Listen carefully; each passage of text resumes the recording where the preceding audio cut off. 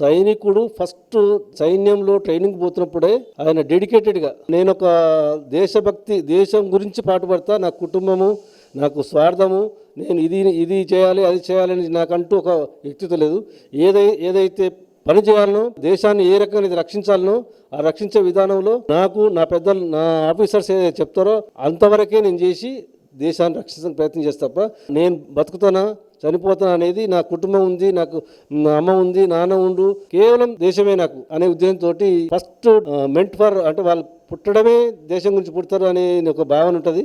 So వారికి హృదయపూర్వక ధన్యవాదాలు తెలియజేస్తూ, వాళ్లకు కుటుంబాలకు దూరంగా ఉన్నాను, నేను ఎండలో ఉన్నాను, చలిలో ఉన్నాను, ఐస్లో పడుకున్నాను అనేది అది కాదు. శత్రువుని ఎట్లా మనం ఎదుర్కోవాలి, మన దేశ ప్రజలను ఏ రకంగా కాపాడాలి, ఆ సైనికుడు అనే వ్యక్తి ఎట్టి పరిస్థితులు కూడా నిష్క్రమించడు, ఊకోడు.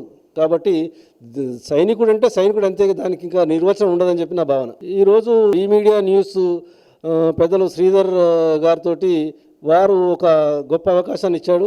నేను కొండలక్ష్మి బాపూజీ గారి జీవిత చరిత్ర డాక్యుమెంటరీ తీసినప్పుడు నాకు ఎంత ఆనందం అనిపించిందో. అంటే బాపూజీ గారు కూడా గొప్ప సైనికుడు.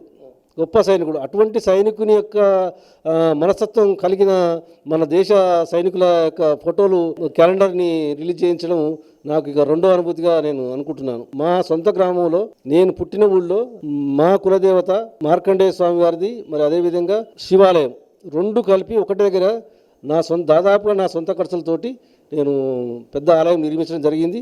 దానికి 10 సంవత్సరాలు 11 సంవత్సరాల నుంచి నేను అక్కడ నేనే ప్రతి సంవత్సరం అక్కడ మెయింటెనెన్స్, ప్రతి నెల పూజారి మెయింటెనెన్స్ అంతా నేనే చేసుకుంటూ 12 సంవత్సరాల నుంచి నేను దాన్ని నిర్మిస్తున్నాను. అదేవిధంగా వేములవాడ రాజరాజేశ్వర స్వామి దగ్గరికి నేను 2-3 సార్లు పోయినట్టున్నా. అది గోదావరి నది ఒడ్డున దేవాలయం ఉండడం కూడా చాలా గొప్ప అనుభూతి. వరంగల్ భద్రకాళి దగ్గరికి గత 2 సంవత్సరాల క్రితం పోవడం జరిగింది. ఆ గుడిలోకి పోయినప్పుడే ఒక రకమైన శరీరం మీద ఒక రకమైన ఇది వస్తుంది, జలదింపు వస్తుంది. నేను అది గమనించిన. సో ఇప్పటికి కూడా నేను బాగా ఇది చేస్తా. అదేవిధంగా చార్మినార్ భాగ్యలక్ష్మి టెంపుల్ దగ్గర కూడా చాలాసార్లు చూసిన. వ్యక్తిగతంగా నా కుటుంబానికి, నాకు, మా పిల్లలందరికీ కూడా దేవుడు అంటే ఒక రకమైన భక్తి భావన ఉన్నది.